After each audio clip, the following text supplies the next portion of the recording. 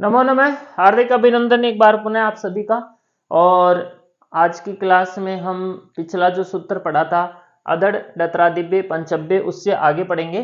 इसके अंदर क्या होता है, ये जो सूत्र है कुछ इसी से संबंधित है। इसके साथ ही अगर हम पढ़ेंगे तो अपने को बहुत ही अच्छे से ये समझ में आ जाएगा।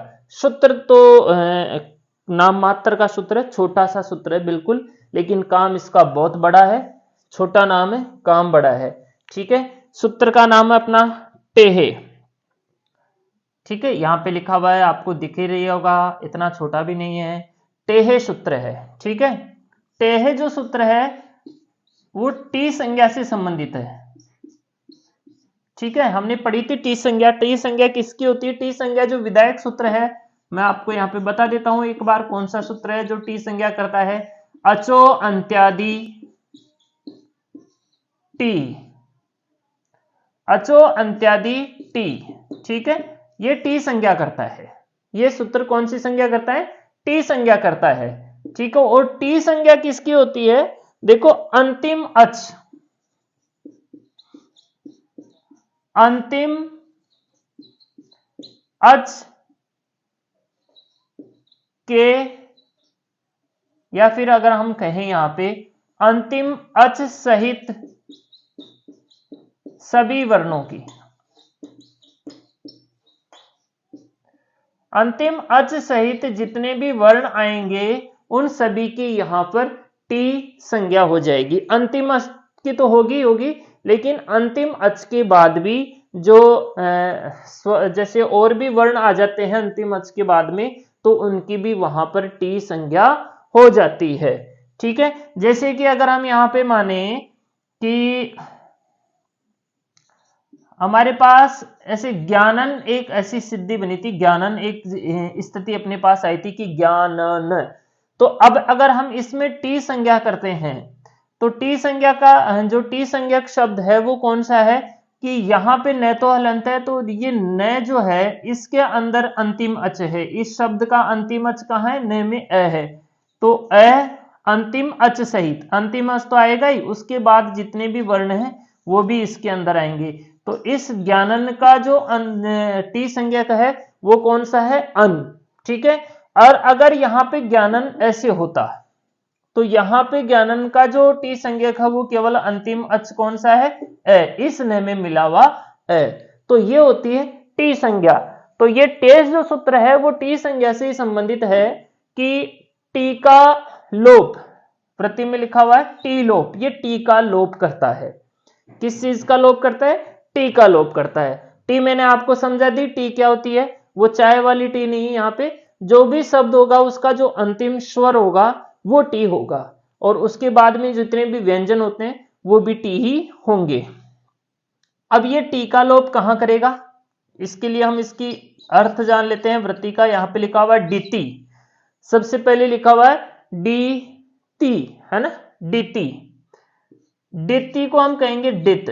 मैंने आपको पहले भी समझाया था, डित क्या होता है? जिसमें डै की इत संज्ञा हो जाती है। डै की जहां पर इत संज्ञा हो जाती है वो डीटी कहलाता है। जैसे यहां पर हमने अदड़ आदेश किया था और अदड़ में से सिर्फ अद शेष रहा था। अब यहां पे किसकी संज्ञा हो गई थी? डै की इत संज्ञा हो गई थी। तो ये जो अद है वो डीटी है। वो क्या है? डिति। डित संज्ञक बस्य भ संज्ञक, जिसमें डै की इत संज्ञा हो गई है और उसकी भ संज्ञा हो गई है। दोनों यहां पे कह रहा है कि डै की इत संज्ञा हो गई हो और भ की इत संज्ञा हो गई हो, वहां टी लोप होता है। तो वहां पर क्या होगा? टी का लोप हो जाएगा। कहां पे हो जाएगा? जहां पे डै की इत संज्ञा हो गई हो और जहां पे ब संज्ञा हो गई हो। ठीक है, जैसे मैं आपको यहां पे बता दूं एक छोटा सा उदाहरण अपने जो आगे आने वाला है। जैसे कि अपने पास आगे से जो शब्द रूप आएंगे वो आएंगे कतर शब्द। कौन से शब्द रूप आएंगे? कतर शब्द। ठीक है, अब कतर जो शब्द है वो किन से मिलके बना है? ये किम प्लस डतर। डतर प्रत्यय से मिलकर के किम प्लस डतर मिलकर के यहां पे कतर बना है। क्या बना है? कतर बना है। ठीक है, तो यहां पे डतर प्रत्यांत होने के कारण अदड़ अदड़ दत्रादिभ्य पंचभ्य जो सूत्र है उससे जब हम यहाँ पे प्रथमा के एक वचन में सु प्रत्यय करेंगे तो ये सूत्र डतम प्रत्यांत होने के कारण सु को अदड़ आदेश कर देगा। ये जो सु था अपना, सु और अम को ये अदड़ आदेश करता है, तो यहां पे क्या करेगा? ये अदड़ आदेश। ठीक है, तो यहां पे स्थिति अपनी हो जाएगी कतर प्लस अदड़। अब अदड़ जब हम अनुबंध लोप करेंगे, अदड़ का जब हम अनुबंध लोप करते हैं तो इसमें से डैकी इत संज्ञा हो जाती है। डैकी इत संज्ञा हो गई तो इसे हम क्या कहेंगे? डित कहेंगे। क्या कहेंगे? डित कहेंगे। अब वैसे सु की तो भय संज्ञा यहाँ पे नहीं होती क्योंकि सु तो जो है ना हलादी है, ये जो भय संज्ञा करता है वो यचिबम करता है, तो वो कहता है कि मैं आजादी की भय संज्ञा करता हूं। अब सु के स्थान पर हमने अद आदेश कर दिया है तो ये जो अद है वो आजादी हो गया है। ठीक है, तो यहां पर हम इसकी भय संज्ञा भी कर देंगे। ठीक है, क्योंकि यहां पे सर्वनाम स्थान संज्ञा होती नहीं है, शुद्ध नपुंसक से आता नहीं है, तो यहां पे हमने इसकी भय संज्ञा कर दी। तो इसकी दोनों शर्तें यहां पे कंप्लीट हो गई, डित भी हो गया, भय संज्ञा भी हो गया। तो अब यह क्या करेगा? ये जो कतर शब्द है उसकी टीका लोप यहां पर कर देगा। टीका लोप यहाँ पे टी कौन सा है? इसमें ए, र में जो ए है वो ए टी है, तो यहाँ पे कतर प्लस अद दोनों को मिलाएंगे तो ये बनेगा कतरद।